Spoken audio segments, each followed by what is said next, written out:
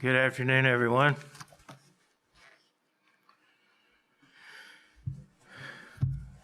In previous sermons, we've discussed the history of apostasy against God that we find in the Bible.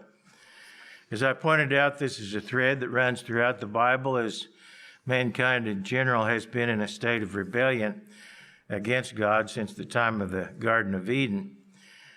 And yet most people, many, if not most, professing Christians seem unaware of this fact.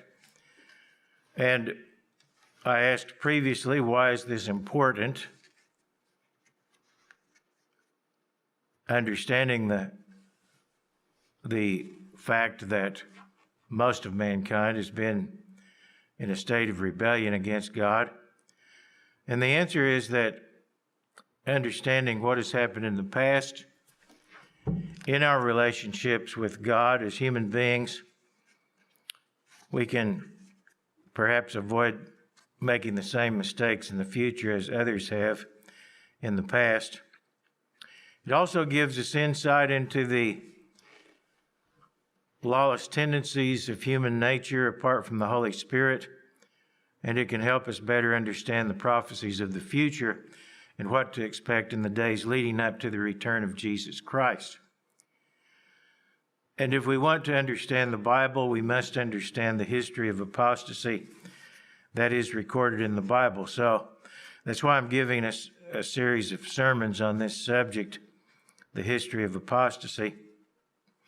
And as I pointed out, the words relating to apostasy in the Bible indicate rebellion against God and His laws.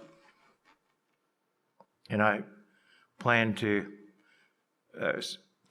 cover that particular subject in much more detail at some point, because it is somewhat controversial what the various words in the Bible relating to this subject mean.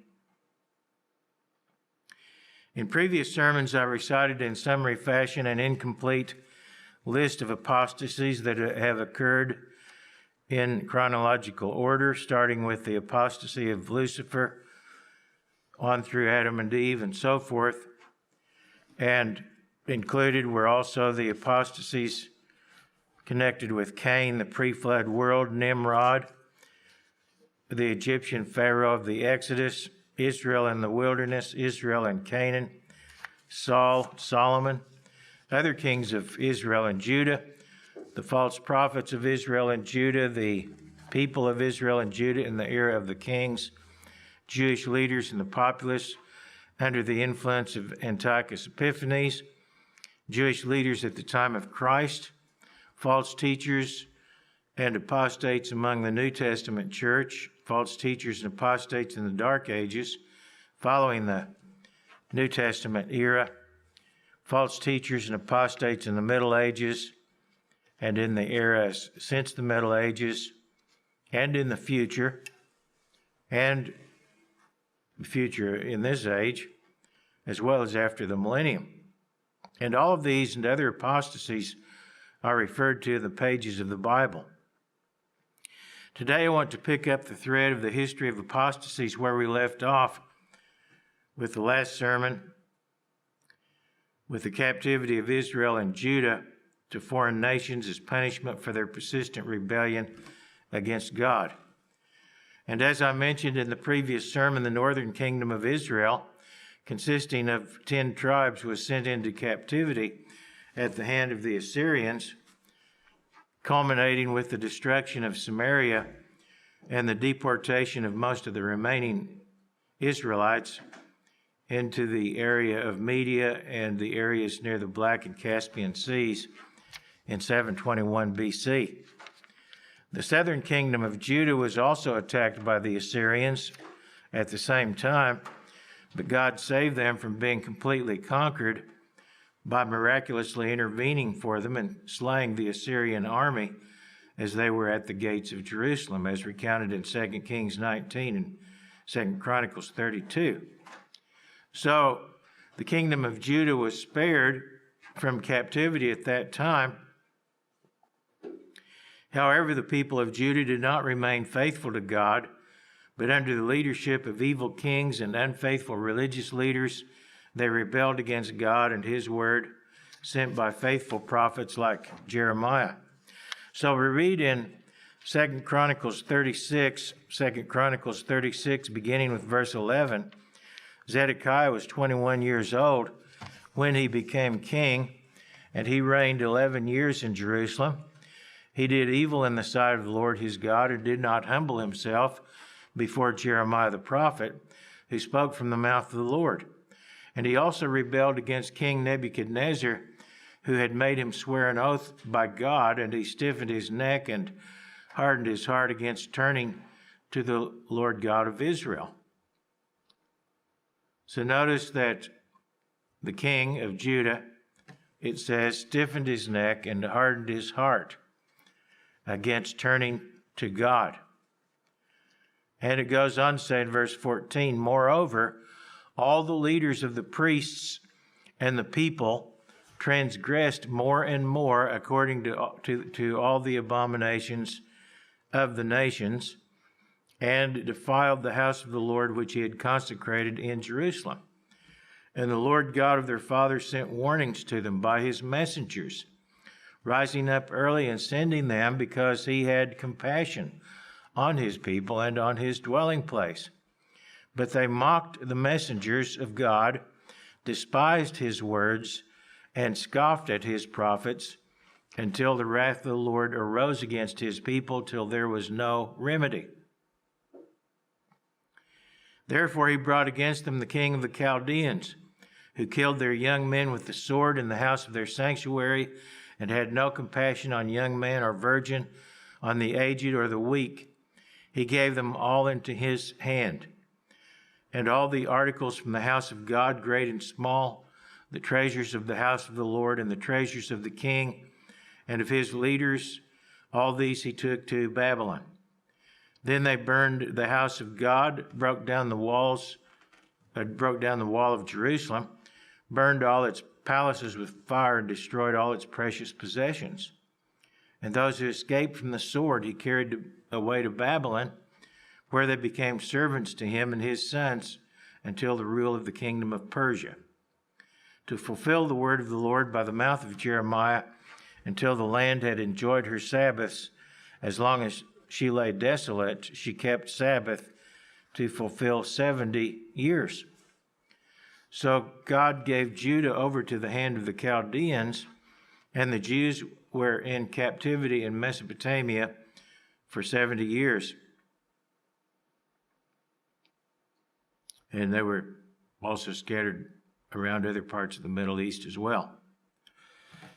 And eventually, many of them migrated elsewhere. And since then, the Jews have been scattered to many parts of the world. I want to interject here in our list of apostasies, the apostasy of the rulers of the Chaldean Empire, because I think it's important to understand that not only the Israelites, but also the Gentile nations were warned, and key Gentile leaders were given specific testimony concerning God. God revealed himself to the leaders, the key leaders of the Gentile nations, not only to the Israelites. And it was under Nebuchadnezzar that the Chaldean or Neo-Babylonian Empire rose. In Daniel 2 in verse 1, it says, now in the second year of Nebuchadnezzar's reign, Nebuchadnezzar had dreams, and his spirit was so troubled that his sleep left him. Then the king gave the command to call the magicians, the astrologers, the sorcerers, and the Chaldeans. And that word in this particular context is a reference to the priests of their pagan religions. The Chaldeans are the priests to tell the king his dreams. So they came and stood before the king. And the king said to them, I have had a dream, and my spirit is anxious to know the dream. Then the Chaldeans spoke to the king in Aramaic. O king, live forever. Tell your servants the dream, and we will give you the interpretation." The king answered and said to the Chaldeans, "My decision is firm.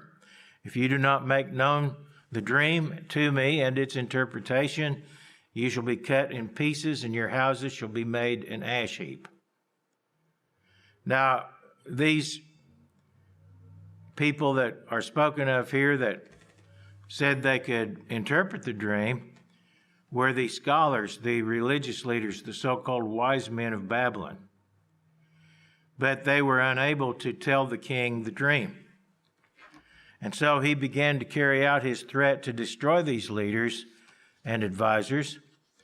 And we read in Daniel 2 and verse 13, "So the decree went out, and they began killing the wise men. And they sought Daniel and his companions to kill them." Daniel was also an advisor to the king of Babylon, and he was actually one of his key advisors. So he was included in those that were to be killed. So it goes on to say in verse 14, "Then with counsel and wisdom Daniel answered Arioch, the captain of the king's guard, who had gone out to kill the wise men of Babylon. He answered and said to Arioch, the king's captain, 'Why is the decree from the king so urgent?' Then Arioch made the decision known to Daniel. So Daniel went in and asked the king to give him time that he might tell the king the interpretation." So it goes on to relate that Daniel went to his friends, Hananiah, Mishael, and Azariah, who were also among the Jews who had been taken captive to Babylon and had become leading advisors to the king.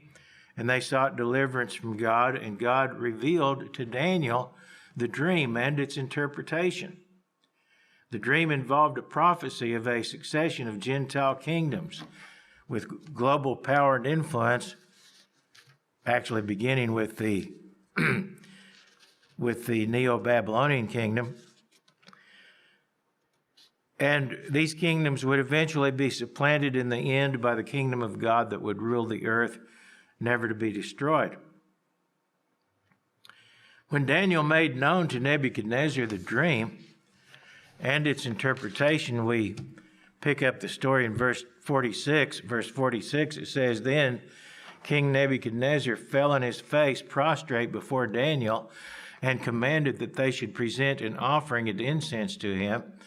The king answered Daniel and said, 'Truly, your God is the God of gods, the Lord of kings, and a revealer of secrets, since you could reveal this secret.'" Notice that King Nebuchadnezzar acknowledged the God of Daniel, the God of the Israelites, the God of creation, as the God of gods and the Lord of kings. And it goes on to say, "Then the king promoted Daniel and gave him many gifts, and he made him ruler of the whole province of Babylon and chief administrator over all the wise men of Babylon. Also Daniel petitioned the king, and he set Shadrach, Meshach, and Abednego over the affairs of the province of Babylon. But Daniel sat in the gate of the king." So through Daniel, God had made himself known to this Chaldean ruler, actually through a dream as well that he evidently inspired in the mind of Nebuchadnezzar. In the next chapter of Daniel, we read about Nebuchadnezzar seeking to force Shadrach, Meshach, and Abednego to worship before a golden image. But they refused because they were faithful to God. And when they did so, Nebuchadnezzar had them thrown into a furnace of fire. And so in Daniel 3 and verse 23, it says, "These three men, Shadrach, Meshach, and Abednego, fell down bound into the midst of the fiery furnace. Then King Nebuchadnezzar was astonished, and he rose in haste and spoke, saying to his counselors, 'Did we not cast three men bound into the midst of the fire?' They answered and said to the king, 'True, O king. Look, he answered, I see 4 men loose, walking in the midst of the fire, and they are not hurt. And the form of the fourth is like the Son of God. Then Nebuchadnezzar went near the mouth of the burning fiery furnace and spoke, saying, Shadrach, Meshach, and Abednego, servants of the Most High God, come out and come here. Then Shadrach, Meshach, and Abednego came out from the midst of the fire, and the satraps, administrators, governors, and the king's counselors gathered together, and they saw these men on whose bodies the fire had no power. The hair of their head was not singed, nor were their garments affected, and the smell of fire was not on them.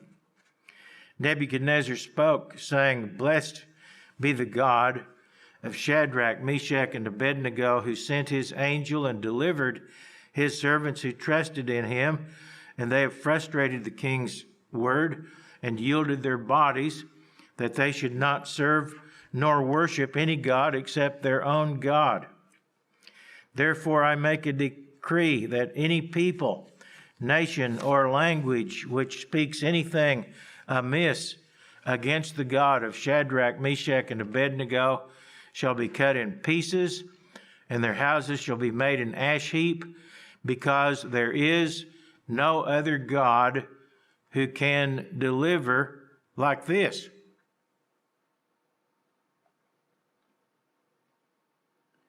So here again was a powerful testimony to get to Nebuchadnezzar, which he acknowledged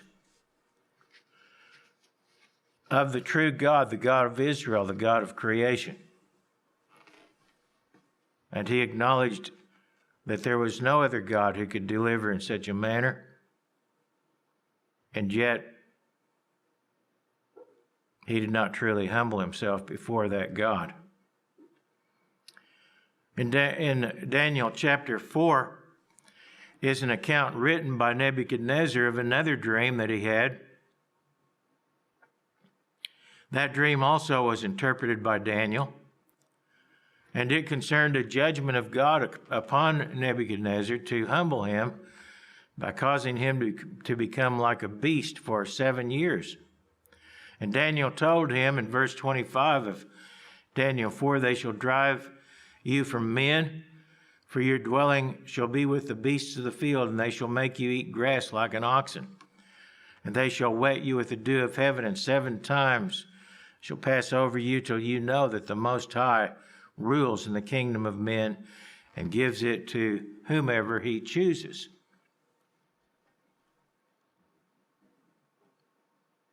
And this was the meaning of the dream. In verse 28, it tells us that all this came upon King Nebuchadnezzar. At the end of 12 months after the dream, he was walking about the royal palace of Babylon. The king spoke, saying, Is not this great Babylon that I have built for a royal dwelling by my mighty power and for the honor of my majesty? While the word was still in the king's mouth, a voice fell from heaven. King Nebuchadnezzar, to you it is spoken, the kingdom has departed from you, and they shall drive you from men, and your dwelling shall be with the beasts of the field. They shall make you eat grass like oxen, and 7 times shall pass over you, until you know that the Most High rules in the kingdom of men and gives it to whomever he chooses. That very hour the word was fulfilled concerning Nebuchadnezzar. He was driven from men and ate grass like oxen. His body was wet with the dew of heaven, till his hair had grown like eagle's feathers and his nails like bird's claws. And at the end of the time, I, Nebuchadnezzar, and this chapter was written by Nebuchadnezzar. As far as I know, it's the only chapter in the Bible that was written by a Gentile king. But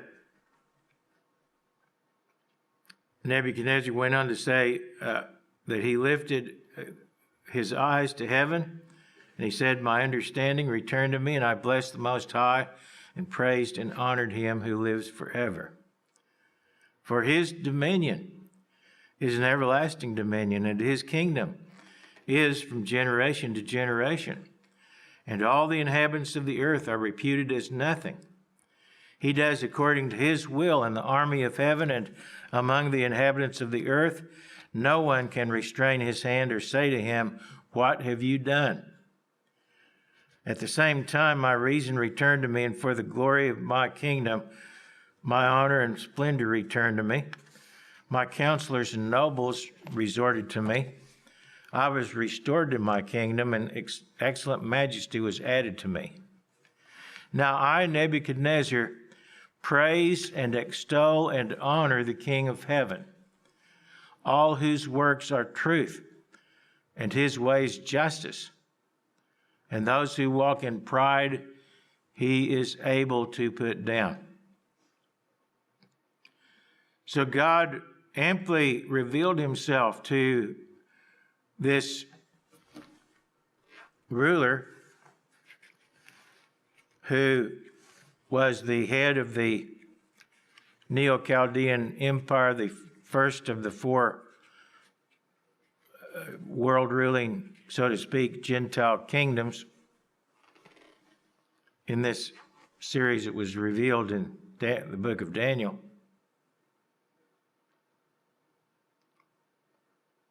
There's no doubt that King Nebuchadnezzar knew who God was, knew who the true God is. And yet God, though God had made himself known to the rulers of the Chaldean Empire, they were not faithful to him, but they continued in their idolatry and their apostasies. And in Daniel 5, we are told of a great feast made by the king of the Babylonian Empire. Belshazzar was the king. He was a grandson of Nebuchadnezzar. And at this banquet, the gold and silver vessels taken from the temple in Jerusalem were used. And it says, beginning with verse 4 of Daniel 5, they drank wine and praised the gods of gold and silver, bronze and iron, wood and stone. In the same hour, the fingers of a man's hand appeared and wrote opposite the lampstand on the plaster of the wall of the king's palace. And the king saw the part of the hand that wrote. Then the king's countenance changed, and his thoughts troubled him, so that the joints of his hips were loosened and his knees buckled against each other. The king cried aloud to bring in the astrologers, the Chaldeans, and the soothsayers. The king spoke, saying to the wise men of Babylon, "Whoever reads this writing and tells me its interpretation shall be clothed with purple and have a chain of gold around his neck, and he shall be the third ruler in the kingdom." Now the king's wise men came, but they could not read the writing or make known to the king its interpretation. So finally it goes on to tell us that Daniel was called and was asked to read the writing on the wall and interpret it. And then in verse 16 it says, Daniel 5 verse 16, it says, the king was speaking to Daniel, and he said, "I have heard of you that you can give interpretations and explain enigmas. Now, if you can read the writing and make known to me its interpretation, you shall be clothed with purple and have a chain of gold around your neck, and shall be the third ruler in the kingdom." Then Daniel answered and said before the king, "Let your gifts be for yourself, and give your rewards to another. Yet I will read the writing to the king and make known to him the interpretation. O king, the Most High God gave Nebuchadnezzar, your father, a kingdom and majesty and glory and honor. And because of the majesty that he gave him, all peoples and languages trembled and feared before him. Whomever he wished, he executed. Whomever he wished, he kept alive. Whomever he wished, he set up, and whomever he wished, he put down. But when his heart was lifted up and his spirit was hardened in pride, he was deposed from his kingly throne and they took his glory from him. Then he was driven from the sons of men. His heart was made like the beasts, and his dwelling was with the wild donkeys. They fed him with grass like oxen, and his body was wet with the dew of heaven, till he knew that the Most High God rules in the kingdom of men and appoints over it whomever he chooses. But you, his son, Belshazzar, and these terms, father and son, were commonly used of ancestors and descendants. It doesn't mean that he was that Nebuchadnezzar was the actual father of Belshazzar. He was his grandfather, but this is a term that was used commonly of ancestors and descendants. So Belshazzar was the grandson, the descendant of Nebuchadnezzar, but Daniel said to him, Belshazzar, you have not humbled your heart, although you knew all this. Belshazzar knew what had happened to Nebuchadnezzar. He knew how God had revealed himself to Nebuchadnezzar. And Daniel went on to say in verse 23, and you have lifted yourself up against the Lord of heaven. In other words, he had rebelled against God. He was an apostate, a rebel, rebelling against God. And he knew who God was, or he had no excuse not to know. And so it says, they have brought the vessels of his house before you and your lords, your wives and your concubines have drunk wine from them, and you have praised the gods of silver and gold, bronze and iron, wood and stone, which do not see or hear or know, and the God who holds your breath in his hand and owns all your ways you have not glorified. Then the fingers of the hand were sent from him, and this writing was written, and this is the inscription that was written, Mene, Mene, Tekel, Upharsin, and this is the interpretation of each word. Mene, God has numbered your kingdom and finished it. Tekel, you have been weighed in the balances and found wanting. Perez, your kingdom has been divided and given to the Medes and to Persians.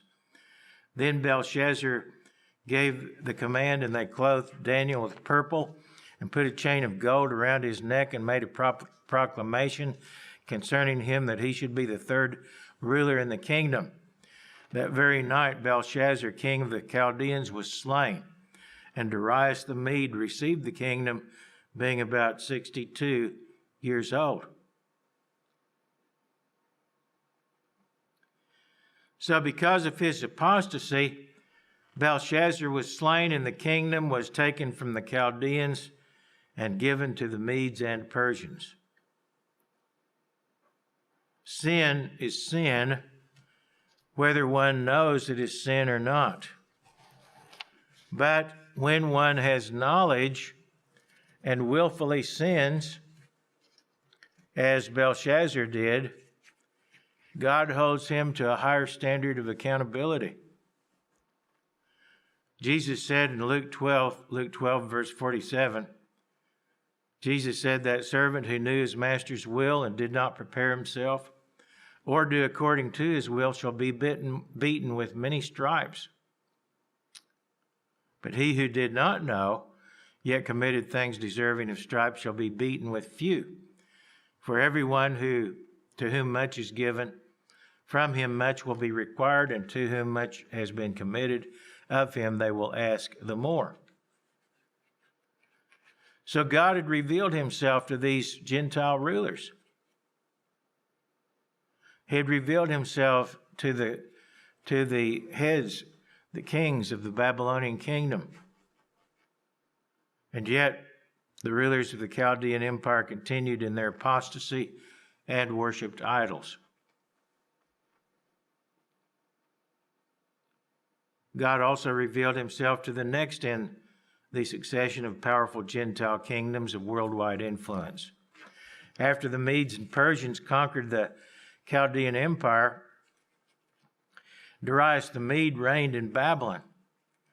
He chose Daniel as a counselor, and when others in the kingdom became jealous of Daniel, they conspired to have him thrown into a lion's den. But God saved him from the mouths of the lions. And Darius, having witnessed this, issued a decree. As we read in Daniel 6, beginning with verse 25. Daniel 6, verse 25, then King Darius wrote, to all peoples, nations, and languages that dwell in all the earth, peace be multiplied to you. I make a decree that in every dominion of my kingdom, men must tremble and fear before the God of Daniel. For he is the living God, and steadfast forever. His kingdom is the one which shall not be destroyed, and his dominion shall endure to the end. He delivers and rescues, and he works signs and wonders in heaven and on earth, who has delivered Daniel from the power of the lions.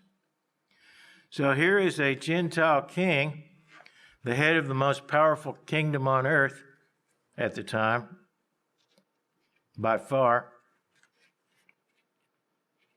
and he acknowledged the God of heaven, the living God, and acknowledged that his kingdom is the one that shall not be destroyed, that will endure forever.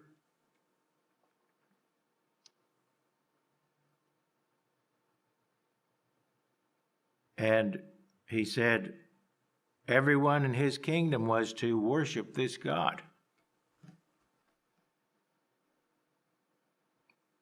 But they didn't.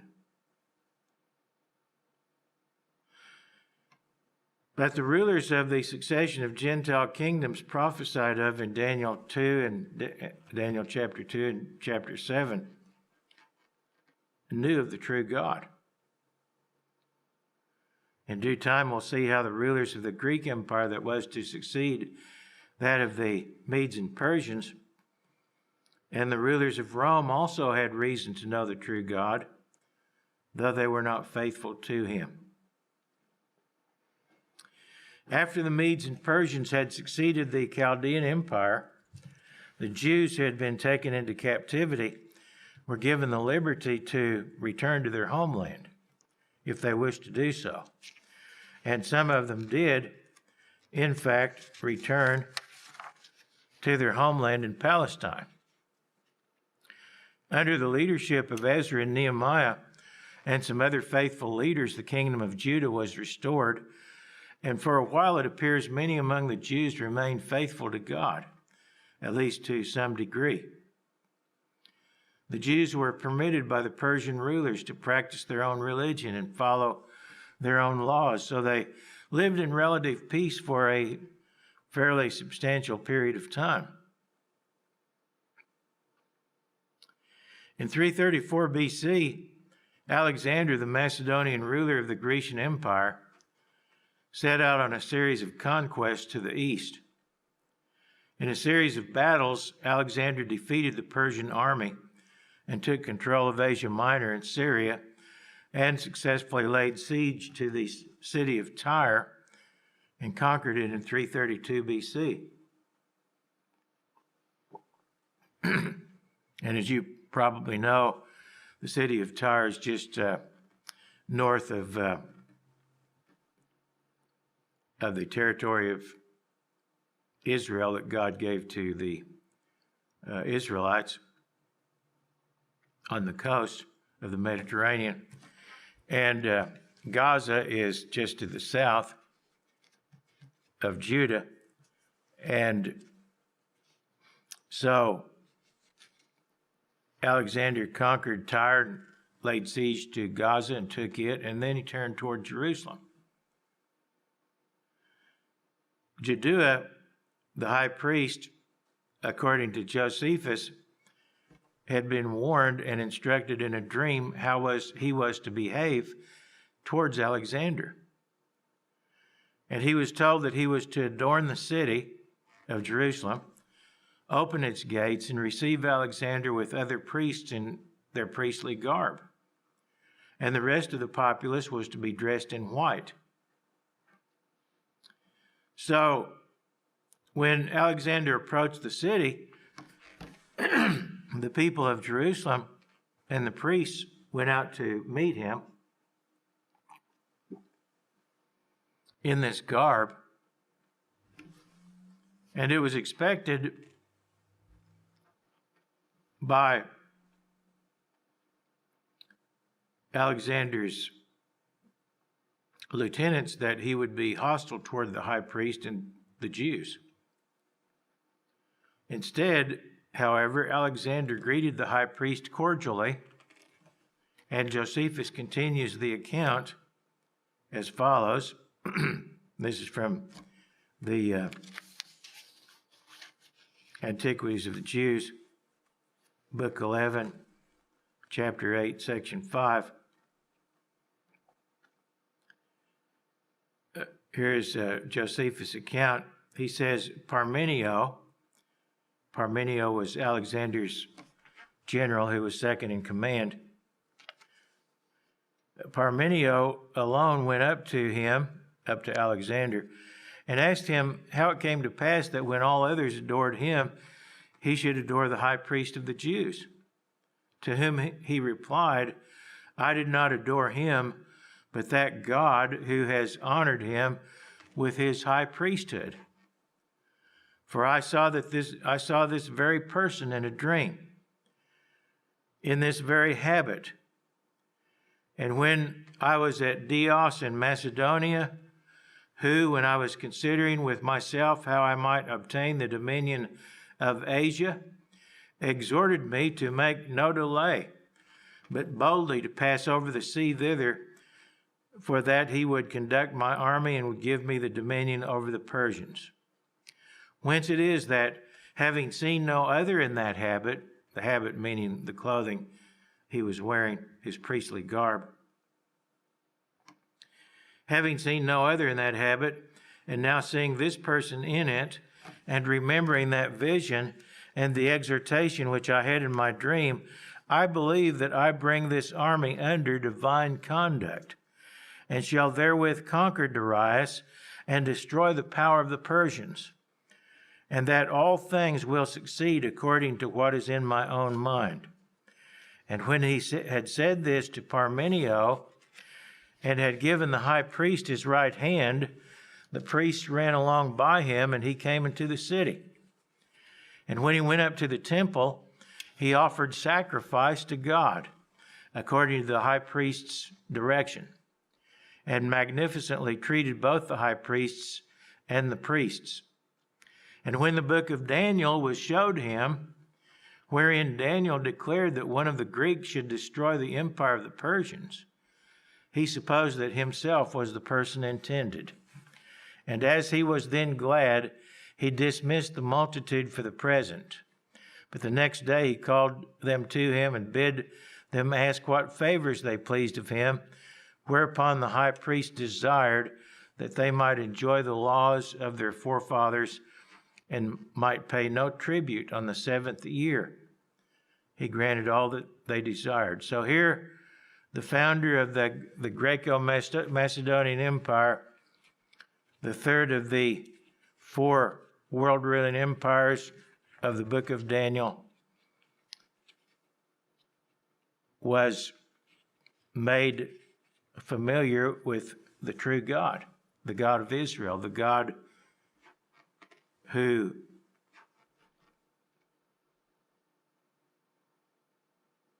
was the God worshipped at the temple in Jerusalem, to whom Alexander himself offered sacrifice. And he was witnessed to,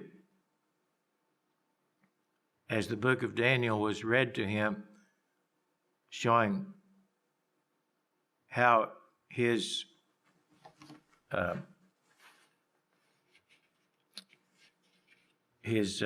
army would be victorious over the armies of the Persian Empire. So he was witnessed to by God in a dream and in these other ways that we've described.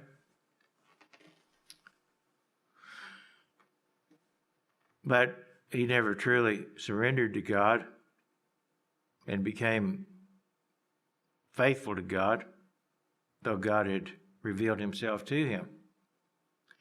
As we will see, another ruler of this empire later on said about blaspheming God and persecuting anyone faithful to the true God. And that ruler is called Antiochus Epiphanes. The name Antiochus Epiphanes means God manifest. Even the name of Antiochus Epiphanes is blasphemous. In Daniel 8 is a prophecy concerning the destruction and supplanting of the Persian Empire by the Grecian Empire under Alexander the Great. After the death of Alexander, the Greek Empire was to be divided among 4 rulers. One of the portions of that empire went to a man named Seleucus, one of Alexander's leading generals. The Seleucid Empire eventually extended from Eastern Europe across Asia Minor and Syria and the rest of the Middle East to the border of India. It was a vast empire, and it encompassed Palestine. And this same prophecy in Daniel 8 tells of a ruler that was to arise in the Seleucid Empire. In Daniel 8 and verse 8, it says, "Therefore the male goat," and this is symbolic of the Grecian Empire, "grew very great, but when he became strong, the large horn," and this is symbolic of Alexander, "was broken, and in place of it 4 notable ones came up toward the 4 winds of heaven.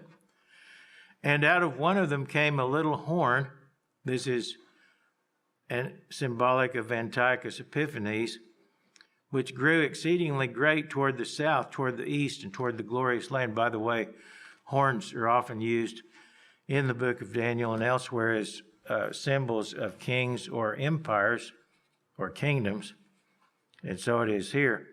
And then in verse 10 it said, "It grew up to the host of heaven, and it cast down some of the host and some of the stars to the ground and trampled them. He even exalted himself as high as the prince of the host, and by him the daily sacrifices were taken away, and the place of his sanctuary was cast down. Because of transgression, an army was given over to the horn to oppose the daily sacrifices, and he cast truth down to the ground. He did all this and prospered. Then I heard a holy one speaking, and another holy one." He's speaking of angels that were revealing a message to Daniel in a dream. And the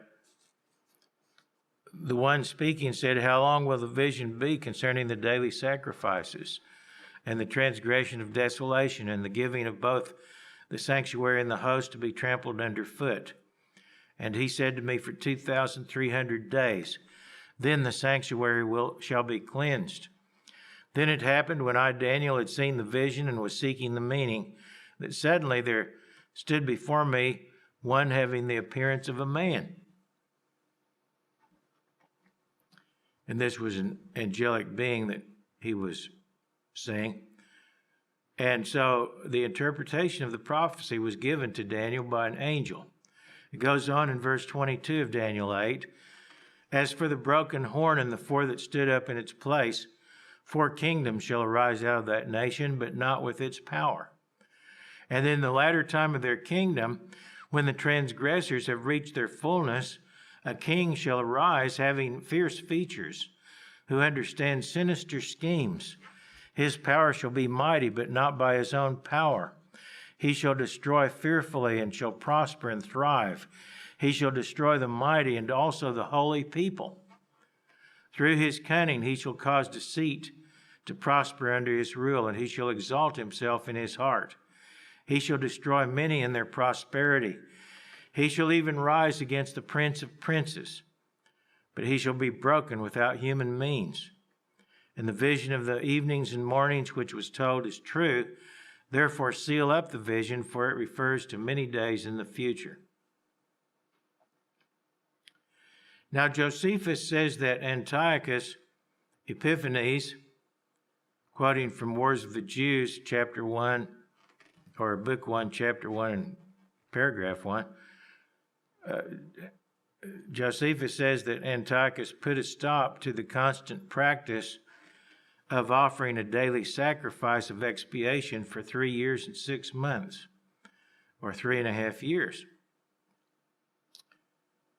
So, what is the meaning of the 2,300 days of Daniel 8, where it said that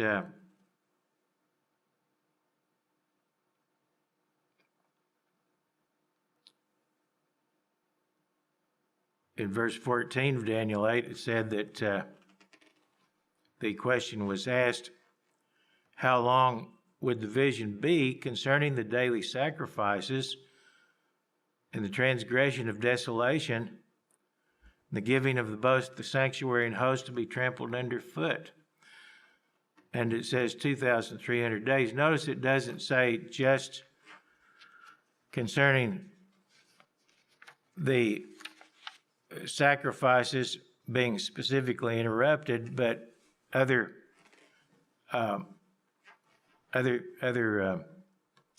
events relating to this are mentioned here. And so, concerning the 2,300 days, Barnes' Notes on the Bible has the following statement, which I believe is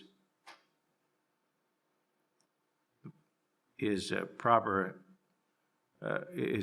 way to understand this prophecy. It says, quote, "It seems probable that the time mentioned in the passage before us is designed to take the whole series of disastrous events from the first decisive act which led to the suspending of the daily sacrifice or the termination of the worship of God there to the time when the sanctuary was cleansed. We are then rather to look to the whole series of events as included within the 2,300 days than the period in which literally the daily sacrifice was forbidden by solemn statute. It was practically suspended and the worship of God interrupted during all that time. The conclusion of the period is marked and settled. This was the cleansing of the sanctuary. This took place under Judas Maccabeus, December 25th, 165 BC. In 171 BC began the series of events which finally resulted in the invasion and destruction of the city and in the cessation of the public worship of God." End of quote. So the 2,300 days began in 171 BC and culminated near the end of 165 BC. The insolence and rebellion displayed toward God by Antiochus Epiphanes and how many of the Jews joined in the apostasy is recorded in Maccabees, 1st and 2nd Maccabees. And I don't have time, I'm not going to take the time to read everything that is stated, but we will cover some of the highlights. And you can, if you're interested in learning more about this in terms of the details, you can look in 1st and 2nd Maccabees, which, while they are not part of the Bible, are regarded as reliable history concerning the events that we're discussing here. In 1st Maccabees, beginning in verse 20, 1st Maccabees in verse 20, it says, "After that Antiochus had smitten Egypt, he returned again 143rd year, and went up against Israel in Jerusalem with a great multitude, and entered proudly into the sanctuary, and took away the golden altar, and the candlestick of light, and all the vessels thereof, and the table of the showbread, and the pouring vessels, and the vials, and the censers of gold, and the veil, and the crown, and the golden ornaments that were before the temple, all which he pulled off. He took also the silver and the gold and the precious vessels. He took the hidden treasures which he found. And when he had taken all away, he went into his own land, having made a great massacre and spoken very proudly. So in this incident that is being described here, Antiochus took an army into Jerusalem and devastated the temple, robbed the temple of its precious things, and killed a great many people. Goes on to say in verse 25, therefore there was a great mourning in Israel in every place where they were, so that the princes and elders mourned, the virgins and young men were made feeble, and the beauty of women was changed. Every bridegroom took up lamentation, and she that sat in the marriage chamber was in heaviness. The land also was moved for the inhabitants thereof, and all the house of Jacob was covered with confusion.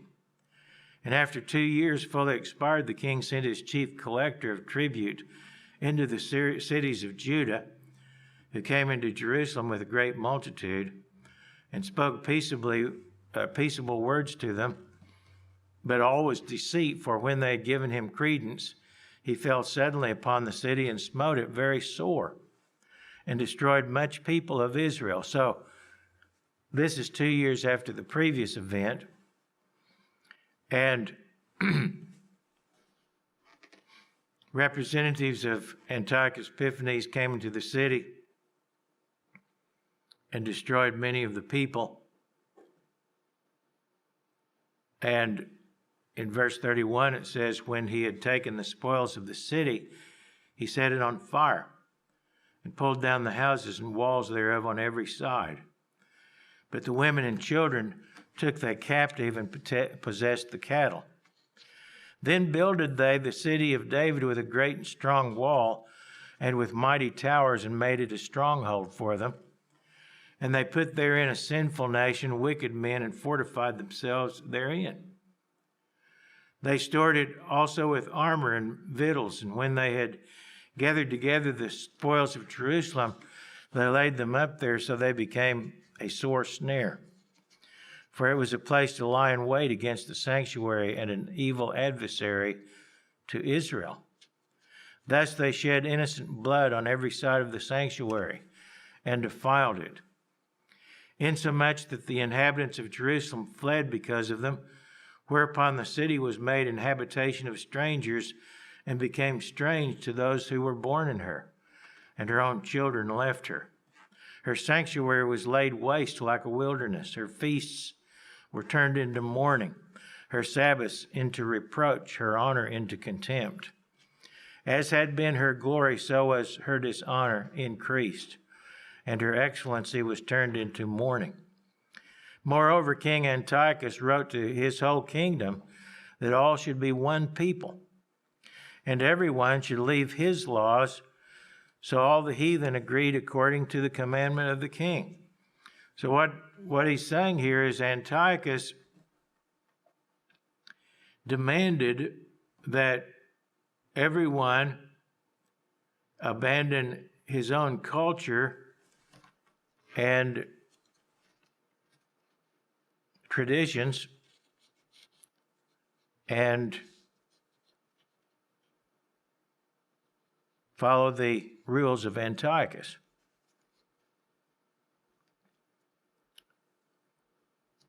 And so it says the heathen agreed according to the commandment of the king.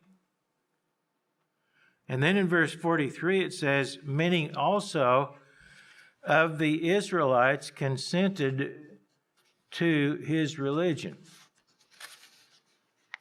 and sacrificed unto idols, and profaned the Sabbath.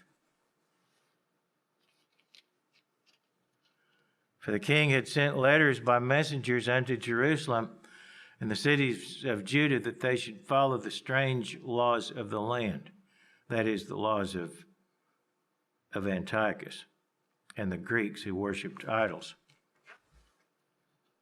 that they should follow the strange laws of the land and forbid burnt offerings and sacrifice and drink offerings in the temple, and that they should profane the Sabbaths and festival days and pollute the sanctuary and holy people, set up altars and groves and chapels of idols, and sacrifice swine's flesh and unclean beasts, that they should also leave their children uncircumcised and make their souls abominable with all manner of uncleanness and profanation, to the end that they might forget the law, that is, the law of God, and change all the ordinances. And whosoever would not do according to the commandment of the king, he said he should die. In the selfsame manner wrote he to his whole kingdom, and appointed overseers over all the people, commanding the cities of Judah to sacrifice city by city. Then many of the people were gathered to them, to wit, everyone that forsook the law. So they committed evils in the land. So many of the Jews at that time consented to the decrees of Antiochus Epiphanes to worship idols and to commit other abominations, forsaking the laws of God. It goes on to say in verse 53, it says, they drove the Israelites into secret places, even wheresoever they could flee for succor. Now the 15th day of the month Kislev, in the 145th year, they set up the abomination of desolation upon the altar, and built idol altars throughout the cities of Judah on every side, and burnt incense at the doors of the houses and in the streets. And when they had rent in pieces the books of the law which they found, they burnt them with fire. So, not only did they erect altars to idols all over the place, including various places in the city of Jerusalem and other cities, he went about destroying every copy of the Bible that he could lay his hands on. And so they took the books of the law, written copies of the scriptures, and burnt them with fire after tearing them to pieces. And it says in verse 57, whoever was found with any book of the testament, or if any committed to the law, the king's commandment was that they should put him to death. Thus did they by their authority unto the Israelites every month, to as many as were found in the cities. Now the 25th day of the month they did sacrifice upon the idol altar. This would be the 25th day of Kislev, perhaps. Kislev is roughly corresponds to November, December. It is the 9th month of the Hebrew calendar.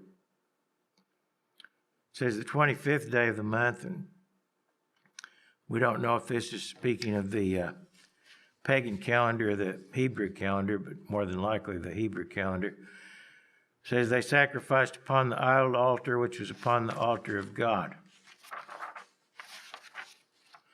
At which time, according to the commandment, they put to death certain women who had caused their children to be circumcised. And they hanged the infants about their necks and rifled their houses and slew them that had circumcised them. So here was the situation at this time in Judea. This heathen king who had raised himself against the God of Israel and set out to destroy the religion of the Jews, the worship of God,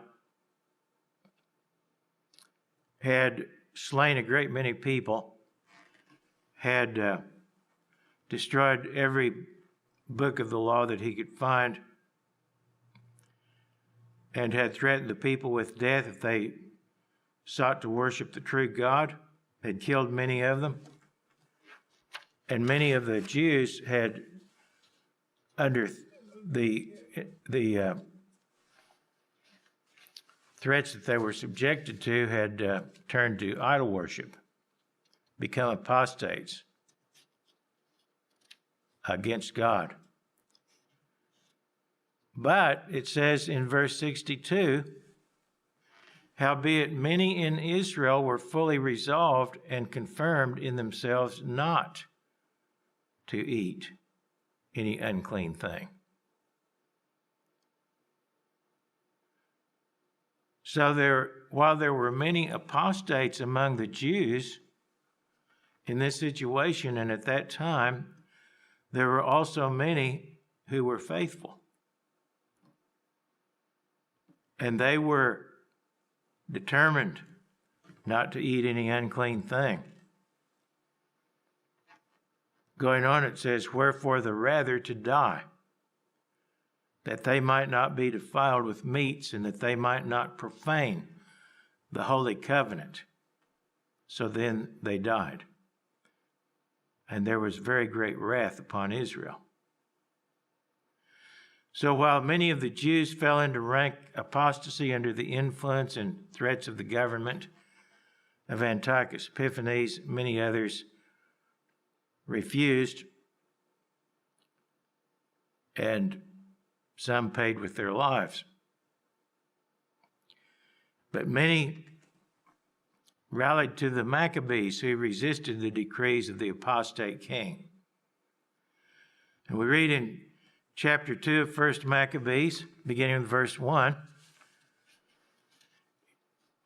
1 Maccabees 2 and verse 1. In those days arose Mattathias, the son of John, the son of Simeon, a priest of the sons of Joarib from Jerusalem, and dwelt in Modin.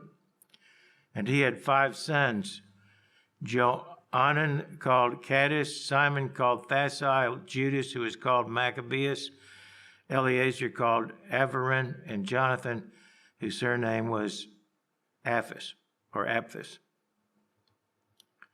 So this was a priest and named Mattathias with 5 sons.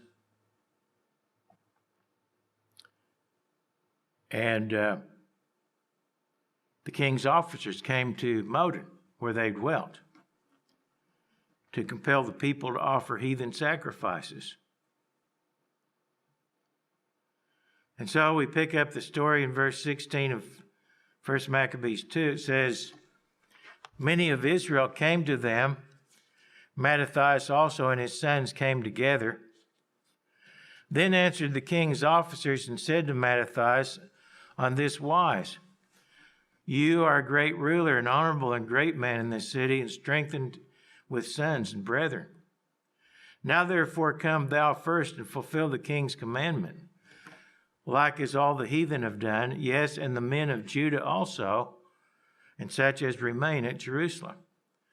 So shall you and your house be in the number of the king's friends, and you and your children shall be honored with silver and gold and many rewards. Then Mattathias answered and spoke with a loud voice.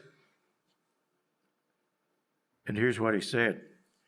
Though all the nations that are under the king's dominion obey him and fall away, every one from the religion of their fathers, and give consent to his commandments,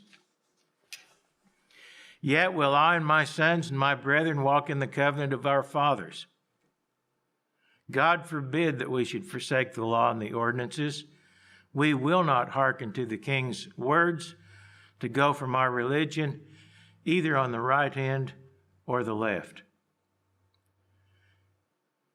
Now when he had left speaking these words, there came one of the Jews in the sight of all to sacrifice on the altar which was at Modin, according to the king's commandment.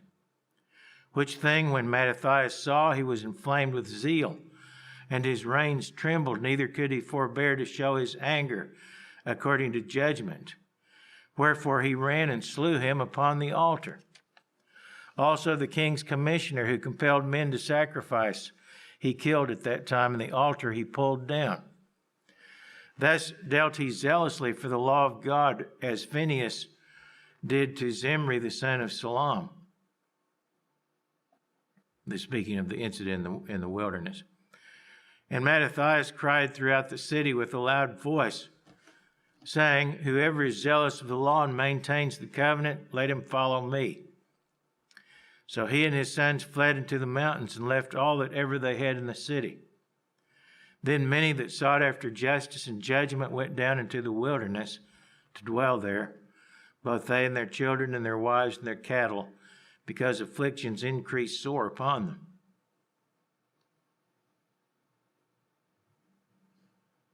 And so, as we read in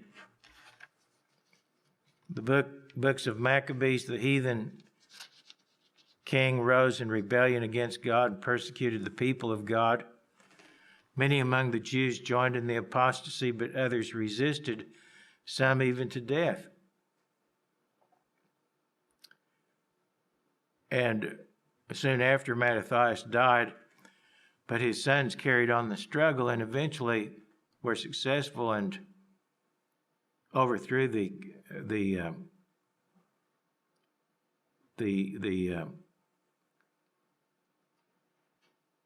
Greek army that was trying to suppress them, gain their freedom. But this episode, this entire episode, is a type of similar events that will happen again at the end of this age, shortly before the second coming of Jesus Christ. And God's people at that time will face similar challenges. And if we are among that number, who are still alive at that time, we need to pray that God will give us the faith to stand firm in the face of greatest adversity. We read in 1 Corinthians 16, verse 13, 1 Corinthians 16, verse 13, it says, watch, stand fast in the faith, be brave, be strong.